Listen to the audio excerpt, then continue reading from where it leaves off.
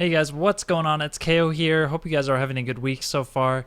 So today I wanted to talk about Naventic and Kenma's medic play from the qualifier that just happened this past weekend for PAX. And I just wanted to highlight this because I feel like, they really showed strength with this and they ran it pretty much every game. They were running medic constantly throughout the tournament and, they won every game pretty convincingly with medic and felt very comfortable on it. It made it look extremely good. And Medic has a character that we really generally haven't seen in some time played at the tip-top level. So, first of all, let's talk about some of the advantages that Medic kind of brings to the table. First of all, one thing that we saw is they didn't need to prioritize supports that are normally, picked very early because of the fact that right now Uther and Rhaegar are pretty much considered the number one and number two support, and most of the time teams are picking those very early and making sure they get those in the draft. And with medic being on the table, it's just another option that you can go for if a team feels very comfortable playing medic. I feel like that's a really good thing for their arsenal. And so we saw them, waiting until last pick most of the time and just being able to get whatever else they wanted in the draft earlier on. So that was pretty cool. And then also, with Medic, if you're against a team that doesn't have the tools to kill you and you can survive, Medic has some incredible power for healing and is one of the best scaling healers in the game because of how strong her level 20 is and just having that constant regen all the time with a big shield.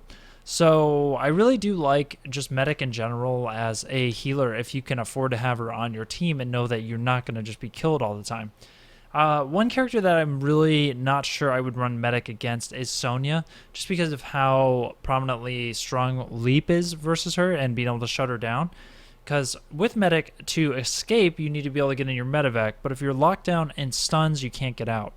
So that's one thing you have to be a little bit careful for. Now, another thing is medevac. So medevac was pretty much the ultimate that was always taken during these games.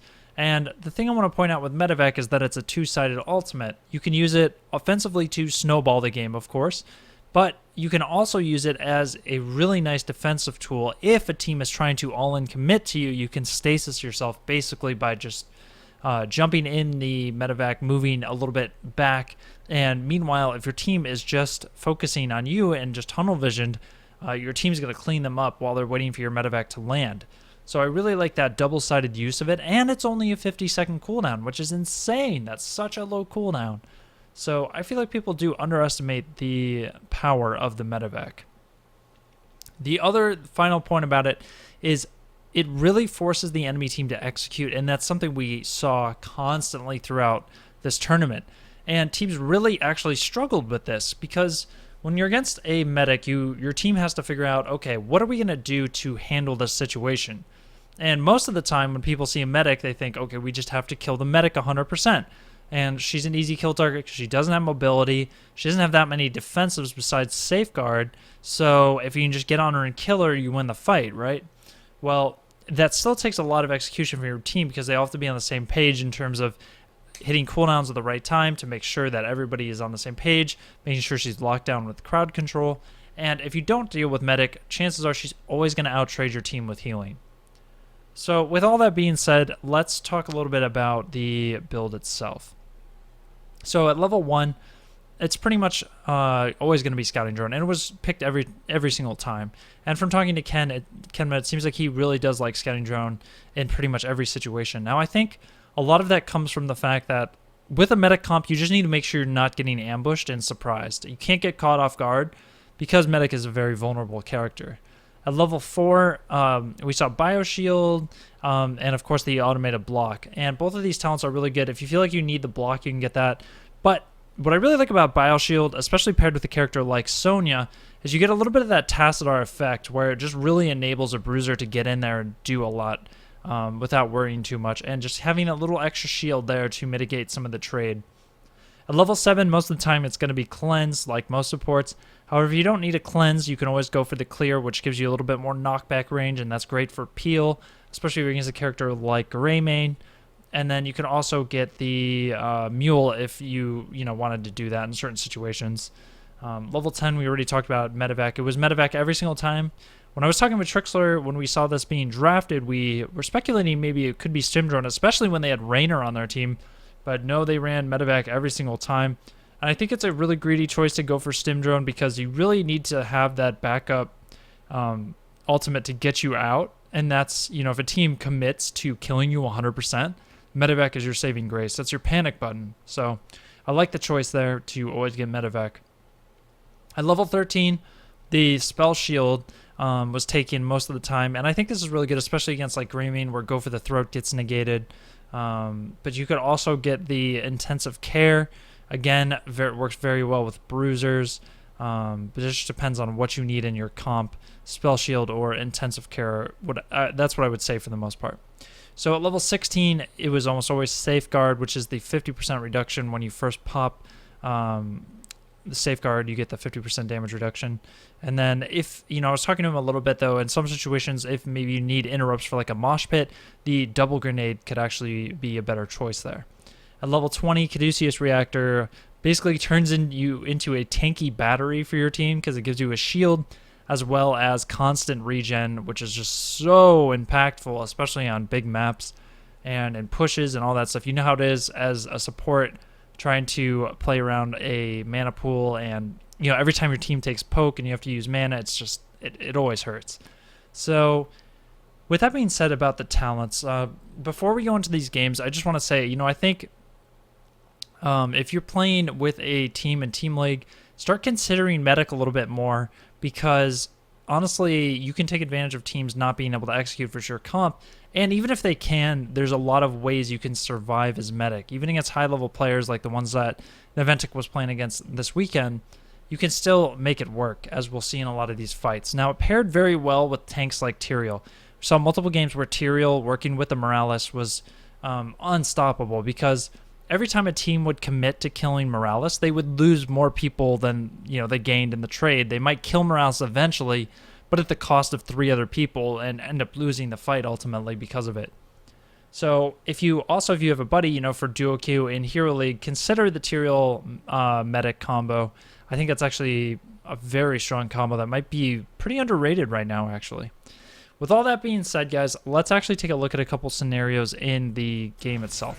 Now, this is the first one here where the game is level 10 to level 10. It's the first time Naventic starts getting a little bit of a swing because they get this Punisher. They, in fact, lost the first Punisher, but now they have a chance to get a bit of an advantage. And this is a good example of using the medevac offensively. So we see the Punisher jumping in there. They get a pick on Prismat right outside of the gate. And we're going to see them just take these 2 towers, not get it too greedy for the keep here, but instead what they're going to do, watch, Kenma pops the medevac. This is just awesome. They just get out of here immediately and extend their advantage by taking more towers bottom. And that's the kind of thing I'm talking about, where just by playing intelligently around that small cooldown, just constantly just getting a little bit more than you normally would be able to get out of these kinds of trades is what it's all about. So that was the first scenario here. Now let's go to an actual team fight. We're going to watch a team fight that's a little bit later in the game. So give me a minute just to get the game caught up there, and I'll be right back. Okay, so here at this particular scenario, we're at the next shrine, 16 to 16 in the team fight. And the setup here is very even. So you have Tomstar on the point, you have 4 people here at bottom. Now I just want you to see how Tyrael is kind of there as a safeguard for Ken in the case that he gets engaged on.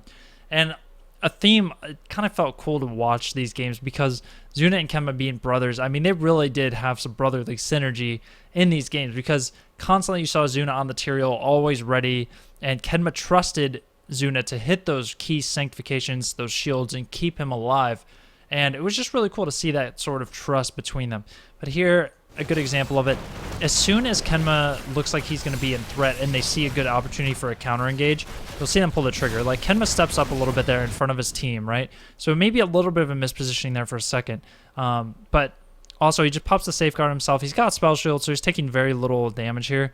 But that gives Zuna plenty of time to get into position here and drop the Sanct, rather, for the counter engage. And then they just turn this fight nicely with the silence from Big Impact. So that's kind of a picture-perfect scenario there, where everything just Went very well for them. They were able to, protect Ken in that fight, keep him alive. And then every time there's a lull in the action, we just see the entire team gets topped off almost instantly because of how much Medic actually heals. So now we're going to go fast forward a little bit to one more team fight at level 20, so you guys can see a super late game fight. Okay guys, so at this particular scenario, we see the drill being thrown down here. This is a 2020 fight where they're fighting over this middle shrine, and pretty much everything is up for both teams. So this is about as even of a late game team fight as you're going to get. And we see here, the drill's kind of forcing the issue a little bit, allowing Naventic to get more of these Shrine Guardians.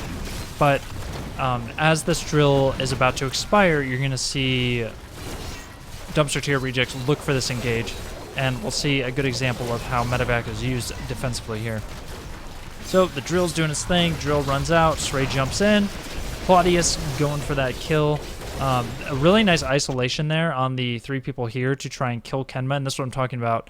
Teams were really trying to execute on this and get the kills on Kenma, but he's able to just go over here with Tomster. Tomster hops in the medevac as well, and they just totally reset the fight here by jumping out like that. Beautifully done. And then the Sank gets thrown down to move into the Sank together, and again, they just win the team fight.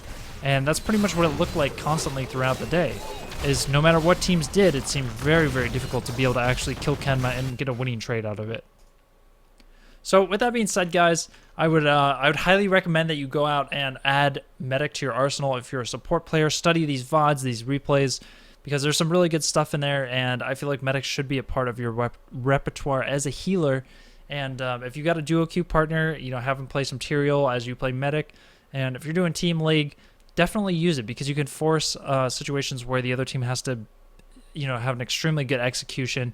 And I feel like you can win a lot of games off of Medic and knowing how to do medevac rotations and play around it as a team. So thank you for watching, guys. Subscribe if you want to see more. I will see you guys in the next one. Take care.